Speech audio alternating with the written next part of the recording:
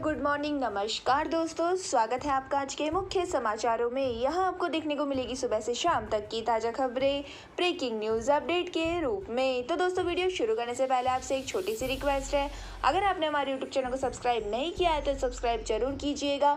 तो चलो दोस्तों, शुरू करते हैं आज के पहले मुख्य समाचार। राजू श्रीवास्तव का दिल्ली एम्स में निधन। हार्ट अटैक के बाद 42 दिन से चल रहा था इलाज। आज दिल्ली में सुबह 9:30 बजे अंतिम संस्कार। तो दोस्तों, गजोदर भैया अपनी जिंदगी के मंच से उतर गए हैं। वही दोस्तों, सामने लोग बैठ रहे हैं और काला पर्दा झूल गया। तो दोस्तों, आपको बता दें कि राजू श्रीवास्तव की बीमारी और अस्पताल में भर्ती होने की खबरें बनते बनाते आखिरी खबर आ गई है। तो दोस्तों, आपको बता दें कि बुधवार सुबह 10 बजे करीब दिल्ली एम्स में उनका निधन हो गया है। वही दोस्तों, उनकी उम्र 58 साल थी और दोस्तों, दिल्ली में ही 10 अगस्त को उन्हें एक्सरसाइज करते हुए हार्ट अटैक आ गया था। वही दोस्तों, उसके बाद से ही एम्स में भर्ती थे। वही दोस्तों, इलाज में यह पता चला था कि दिल के एक हिस्से में 100% ब्लॉकेज है। तो दोस्तों, आपको बता दें कि पिछले 42 दिनों में कई बार बेहतर होती सेहत की खबरें आती रही, लेकिन आखिरकार आखिरी खबर आ गई। तो दोस्तों, राजू चला गया और यह कहते हुए कि जिंदगी में ऐसा काम करो कि यमराज भी आए तो कहे कि भैंस पर आप बैठिए, मैं पैदल चलूंगा, आप नेक आदमी है। तो दोस्तों, यह बात राजू ने ही कही थी। इसी के साथ दोस्तों, चलते हैं आज के अगले मुख्य समाचार की ओर। यूएन मीटिंग में ना जाना मोदी की रणनीति। यह रूस पर अमेरिकी एजेंडे के सामने ना झुकने का मैसेज। प्रतिबंध के बावजूद तेल भी खरीदा। तो दोस्तों, संयुक्त राष्ट्र महासभा यानी यूएनजीए में इस बार प्रधानमंत्री नरेंद्र मोदी नहीं जा रहे हैं। तो दोस्तों, विदेश मंत्री जयशंकर जनरल असेंबली में शिरकत करेंगे। वही दोस्तों, आपको बता दें कि भारतीय प्रधानमंत्री के इसमें शामिल ना होने के पीछे खास वजह है। तो दोस्तों, यूक्रेन पर हमले के बाद अमेरिका और यूरोपियन यूनियन ने रूस से तेल और गैस की खरीदी पर प्रतिबंध लगाया था और दोस्तों, भारत ने इस पाबंदी को मानने से न सिर्फ इनकार किया बल्कि रूस से तेल और गैस का सौदा भी किया। वही दोस्तों, आपको बता दें कि इस बार संयुक्त राष्ट्र की मीटिंग का एजेंडा रूस पर पाबंदियों में शक्ति लाना ही है। तो दोस्तों, ऐसे में मीटिंग से दूर रहकर भारत ने साफ कर दिया है कि वह रूस पर पश्चिमी का एजेंडा थोपे जाने के सामने नहीं झुकेगा। और दोस्तों, भारत और चीन ही ऐसे देश है जो अमेरिका और यूरोप के आर्थिक प्रतिबंधों के बीच रूस से व्यापार जारी रखे हुए है। वही दोस्तों, इससे रूसी अर्थव्यवस्था को काफी सहारा मिला है और रूसी राष्ट्रपति व्लादिमीर पुतिन और चीनी राष्ट्रपति शी जिनपिंग भी इस मीटिंग में नहीं आएंगे। इसी के साथ दोस्तों, चलते हैं आज के अगले मुख्य समाचार की ओर। कश्मीर में 32 साल बाद खुला बड़ा पर्दा। बर्फबारी में भी चलेगा थिएटर, हीटर का इंतजाम, घाटी में लौटेगा 1990 के पहले जैसा दौर। तो दोस्तों, 70 साल के बाद बशीर अहमद भट्ट 32 साल के बाद सिनेमा हॉल जाएंगे और दोस्तों, उन्हें फिल्मों का इतना क्रेज था कि स्कूल के दिनों से ही लगभग रोज फिल्में देखने जाते थे और दोस्तों के साथ प्लेडियम या शिराज सिनेमा में घंटों लाइन में लगकर टिकट लेते थे। वही दोस्तों, आपको बता दें कि मंगलवार को उपराज्यपाल मनोज सिन्हा ने आइनॉक्स मल्टीप्लेक्स का उद्घाटन किया है और दोस्तों, इसके बाद लाल सिंह चड्ढा फिल्म कुछ चुनिंदा लोगों को दिखाई गई है। वही दोस्तों, आपको बता दें कि आम लोगों के लिए मल्टीप्लेक्स 30 सितंबर को फिल्म विक्रम वेदा के साथ खोला जाएगा और दोस्तों, इसके 3 स्क्रीन में 520 लोग फिल्म देख सकेंगे। वही दोस्तों, भट्ट बताते हैं कि 1980 के दशक तक घाटी में 15 सिनेमा हॉल थे, 9 तो अकेले श्रीनगर में ही थे, लेकिन 90 के दशक में आतंकवाद ने सब बर्बाद कर दिया और दोस्तों, घाटी के सारे सिनेमा हॉल बंद हो गए हैं और कुछ होटल बन गए तो कुछ अस्पताल, वही दोस्तों कुछ सेना के कैंप बनाए गए हैं। वही दोस्तों, आपको जानकारी के लिए बता दें कि उपराज्यपाल मनोज सिन्हा ने कहा है कि कश्मीरियों की 3 दशक की सिनेमा की भूख अब शांत होगी और सिनेमा उन्हें बड़ा सोचने और बड़े सपने दिखाने के लिए प्रेरित करेगा और हम कश्मीर के हर जिले में 9 सीटों वाला सिनेमा हॉल शुरू करने की योजना बना रहे हैं। हालांकि दोस्तों, घाटी में कुछ लोग आतंकी हमलों से आशंकित भी है। इसी के साथ दोस्तों, चलते हैं आज के अगले मुख्य समाचार की ओर। कांग्रेस अध्यक्ष की रेस में गहलोत सबसे आगे। सोनिया से मिलने पहुंचे, कहा अगर लोग चाहते हैं तो मैं मना नहीं कर सकता। तो दोस्तों, कांग्रेस के राष्ट्रीय अध्यक्ष को लेकर सरगर्मियां तेज हो गई है। वही दोस्तों, राजस्थान के मुख्यमंत्री अशोक गहलोत का नाम अध्यक्ष की रेस में आगे है। वही दोस्तों, इस सिलसिले में वह सोनिया गांधी से मिलने दिल्ली पहुंचे हैं और इसके बाद वह राहुल गांधी से मिलने कोची भी जाएंगे। तो दोस्तों, आपको बता दें कि दिल्ली पहुंचने पर सारे घटनाक्रम को लेकर मीडिया से बातचीत में गहलोत ने कहा कि अगर पार्टी के कुछ लोग मुझे चाहते हैं, उन्हें लगता है कि अध्यक्ष पद या सीएम पद मेरी जरूरत है, तो मैं इसे मना नहीं कर सकता। हमारे लिए पद कोई मायने नहीं रखता। इसी के साथ दोस्तों, आपको बता दें कि गहलोत ने कहा है कि समय बताएगा कि मैं कहाँ रहूंगा कहाँ नहीं। एक पद एक व्यक्ति फार्मूला पर उन्होंने कहा कि मेरी इच्छा तो यह है कि मैं किसी पद पर ना रहूं, क्योंकि मैं बहुत पद पर रह चुका हूं और मेरी उपस्थिति से पार्टी को फायदा होना चाहिए और कांग्रेस मजबूत होनी होनी चाहिए, मैं यह चाहता हूँ। वही दोस्तों आपको जानकारी के लिए बता दें कि मुख्यमंत्री पहले दिल्ली में सोनिया गांधी से अध्यक्ष के चुनाव को लेकर चर्चा करेंगे और इसके बाद वे केरल की कोच्चि जाएंगे, जहां वह राहुल गांधी से मुलाकात कर पूरे मामले में चर्चा करेंगे। और दोस्तों उन्होंने कहा कि मैं एक बार और प्रयास कर रहा हूं राहुल गांधी को अध्यक्ष पद के लिए मनाने का, और मैं अपने मुख्यमंत्री रहने या ना रहने की बात नहीं कह सकता हूं, यह समय बताएगा। इसी के साथ दोस्तों चलते हैं आज के अगले मुख्य समाचार की ओर। भारतीय शेयर बाजार का बेहतर प्रदर्शन। इस साल दुनिया भर के बाजार 28% तक गिरे, लेकिन सेंसेक्स और निफ्टी स्थिर। तो दोस्तों भारतीय शेयर बाजार ने इस साल अब तक दुनिया भर के प्रमुख बाजारों के मुकाबले बेहतर प्रदर्शन किया है। तो दोस्तों तमाम बड़े बाजारों में बेंचमार्क इंडेक्स में 3.5 से 28% तक की गिरावट आई, जबकि दोस्तों सेंसेक्स और निफ्टी करीब करीब स्थिर रहे हैं। और दोस्तों आपको बता दें कि 2020 के बाद से भारतीयों ने हर 4 सेकंड में 3 नए डीमेट खाते खोले हैं।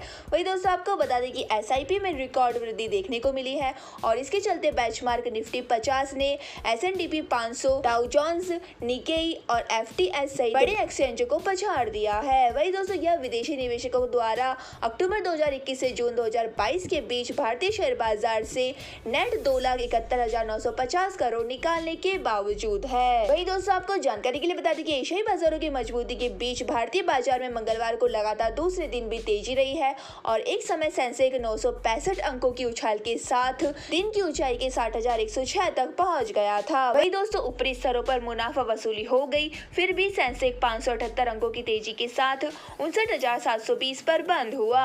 और दोस्तों निफ्टी में 194 अंकों की बढ़त रही है और यह 17,816 पर बंद हुआ। वही दोस्तों फार्मा, ऑटो, रियलिटी, मेटल शेयरों की अगुवाई में चौतरफा खरीदारी हुई है, यानी दोस्तों बुधवार का मार्केट फ्लैट पर कारोबार कर रहा था। इसी के साथ दोस्तों चलते हैं आज के अगले मुख्य समाचार की ओर। स्पाइस जेट ने 80 पायलट को लीव विदाउट पे पर भेजा, खर्च में कटौती के लिए उठाए कदम, कहा हमने जरूरत से ज्यादा पायलट भर्ती कर लिए। तो दोस्तों स्पाइस जेट ने मंगलवार को अपने स्टाफ से कुछ पायलट को 3 महीने के लिए लीव विदाउट पे पर भेज दिया है। तो दोस्तों एयरलाइन ने एक स्टेटमेंट जारी कर इस बारे में जानकारी दी है। हालांकि दोस्तों एयरलाइन ने पायलट की संख्या नहीं बताई, लेकिन मीडिया रिपोर्ट के हवाले से पायलट की संख्या करीब 80 है। और दोस्तों यह पायलट बोइंग में Q400 फ्लीट के हैं। तो दोस्तों कंपनी ने बताया कि खर्च में कटौती के लिए हमने अस्थायी तौर पर कुछ पायलट को 3 महीने बिना सैलरी की छुट्टी पर भेजने का फैसला लिया है और यह फैसला स्पाइस जेट की पॉलिसी के हिसाब से है। वही दोस्तों इस पॉलिसी के तहत स्पाइस जेट कर्मचारियों की छटनी नहीं करता है और इसका पालन कंपनी ने कोरोना महामारी की पीक में भी किया है। और दोस्तों इस फैसले से हमारी आधी फ्लीट को पायलट के लिए पर्याप्त संख्या में पायलट्स रहेंगे। दोस्तों आपको बता दें कि अपने स्टेटमेंट में एयरलाइन ने यह भी बताया कि एक तकनीकी खराबी आने के बाद बोइंग 737 मैक्स एयरक्राफ्ट 2 जानलेवा क्रैश से बचा और इसके चलते मार्च 2019 से नवंबर 2020 के बीच इस एयरक्राफ्ट को ग्राउंड करना पड़ा। वही दोस्तों आपको बता दें कि स्पाइस जेट ने स्टेटमेंट में कहा है कि बोइंग 737 मैक्स एयरक्राफ्ट के ग्राउंड होने के बाद 2019 में स्पाइस जेट ने 30 एयरक्राफ्ट अपने बेड़े में शामिल किए और इसके बाद भी एयरलाइन नए पायलट को इसी उम्मीद में नियुक्त करती रही कि मैक्स जल्द ही फिर से सेवा में शामिल किया जाएगा। लेकिन दोस्तों मैक्स फील्ड की ग्राउंडिंग बढ़ती ही गई, जिसके चलते स्पाइस जेट के पास जरूरत से ज्यादा पायलट हो गए। हालांकि दोस्तों उन्होंने कहा है कि हमें भरोसा है कि यह स्थिति जल्दी ठीक होगी और हम मैक्स एयरक्राफ्ट को जल्द ही दोबारा सेवा में लेकर आएंगे और सभी पायलट फिर से नौकरी ज्वाइन कर सकेंगे। इसी के साथ दोस्तों चलते हैं आज के अगले मुख्य समाचार की ओर। जयराम रमेश बोले राहुल कांग्रेस अध्यक्ष नहीं बनेंगे, 30 सितंबर तक राहुल यात्रा पर, दिल्ली आकर सिर्फ सोनिया से मिलेंगे, शेड्यूल में नॉमिनेशन नहीं। तो दोस्तों कांग्रेस में नए अध्यक्ष के नामों को लेकर सियासी अटकलें तेज है। वही दोस्तों इस बीच पार्टी महासचिव जयराम रमेश ने कहा कि राहुल गांधी नामांकन के दौरान भारत जोड़ो यात्रा पर रहेंगे और वे दिल्ली नहीं जाएंगे। तो दोस्तों आपको बता दें कि रमेश के इस बयान के बाद यह तय हो गया है कि राहुल पार्टी के अध्यक्ष पद की कमान नहीं संभालेंगे। वही दोस्तों आपको बता दें कि राहुल गांधी 23 सितंबर को भारत जोड़ो यात्रा से ब्रेक लेकर दिल्ली आएंगे और रमेश ने कहा कि राहुल अपनी मां सोनिया से मिलेंगे। वही दोस्तों रिपोर्ट के मुताबिक राहुल इस दौरान सोनिया से नए अध्यक्ष के नाम को लेकर चर्चा कर सकते हैं। वहीं दोस्तों सोनिया गांधी ने 20 सितंबर को संगठन महासचिव केसी वेणुगोपाल को केरल से वापस बुलवाया था। इसी के साथ दोस्तों आपको बता दें कि राहुल के चुनाव नहीं लड़ने के बाद कांग्रेस की कमान गैर गांधी के हाथ में जाना तय माना जा रहा है और 1998 में सीताराम केसरी को हटाकर सोनिया गांधी कांग्रेस की अध्यक्ष चुनी गई थी। और दोस्तों उसके बाद 2017 में राहुल कांग्रेस अध्यक्ष बने थे, लेकिन 2019 में उन्होंने पद छोड़ दिया था। वहीं दोस्तों 2019 के बाद से सोनिया अंतरिम तौर पर कांग्रेस की कमान संभाल रही थी, लेकिन हेल्थ इशू की वजह से उन्होंने अध्यक्ष बनने से इनकार कर दिया है। इसी के साथ दोस्तों चलते हैं आज के अगले मुख्य समाचार की ओर। रघुपति राघव पर फारूक का स्टैंड महबूबा से अलग। एनसी लीडर बोले मैं भजन गाता हूँ, क्या गलत है, अजमेर जाने वाला हिंदू मुस्लिम हो जाएगा। तो दोस्तों महात्मा गांधी के प्रिय भजन रघुपति राघव पर नेशनल कॉन्फ्रेंस के लीडर फारूक अब्दुल्ला का बयान पीडीपी चीफ महबूबा मुफ्ती से अलग है। तो दोस्तों महबूबा ने जहां स्कूल में बच्चों से रघुपति राघव गाने पर ऐतराज जाहिर किया है, वहीं फारूक अब्दुल्ला ने कहा है कि मैं भी इस भजन को गाता हूं, इसमें क्या गलत है। दोस्तों आपको बता दें कि महबूबा मुफ्ती ने जो वीडियो शेयर किया है वह श्रीनगर से लगभग 70 किलोमीटर दूर कुलगाम जिले के एक स्कूल का है। तो दोस्तों वीडियो में पहले स्कूल का बोर्ड दिखाई देता है और इसके बाद क्लास में बैठे स्टूडेंट नजर आते हैं जो राष्ट्रीय पिता महात्मा गांधी का पसंदीदा भजन रघुपति राघव राजा राम गा रहे हैं और क्लास में कई छात्राएं भी दिखाई दे रही है। तो दोस्तों आपको बता दें कि यह महात्मा गांधी का प्रिय भजन था और आजादी की लड़ाई के वक्त यह गांधी जी की पूजा में शामिल हुआ था और इसी वजह से यह और ज्यादा प्रसिद्ध हो गया। तो दोस्तों आपको बता दें कि यह भजन लक्ष्मणाचार्य ने लिखा था। इसी के साथ दोस्तों चलते हैं आज के अगले मुख्य समाचार की ओर। कर्नाटक सरकार के खिलाफ कांग्रेस का पे सीएम कैंपन। सीएम बोम्मई को भ्रष्ट बताया, पोस्टर में उनके चेहरे पर लगाया क्यूआर कोड। तो दोस्तों आपको बता दें कि कर्नाटक की भाजपा सरकार पर निशाना साधते हुए कांग्रेस ने बुधवार को बेंगलुरु में पे सीएम पोस्टर लगाए हैं। तो दोस्तों पोस्टर में मुख्यमंत्री बसवराज बोम्मई की तस्वीर के साथ एक क्यूआर कोड दिया गया है, जिसे स्कैन करने पर कांग्रेस की बनाई वेबसाइट खुलती है। तो दोस्तों आपको बता दें कि 40% सरकार नाम की इस वेबसाइट पर कांग्रेस ने बताया है कि कैसे भाजपा के राज में कर्नाटक में 40% कमीशन रेट सामान्य हो गया है।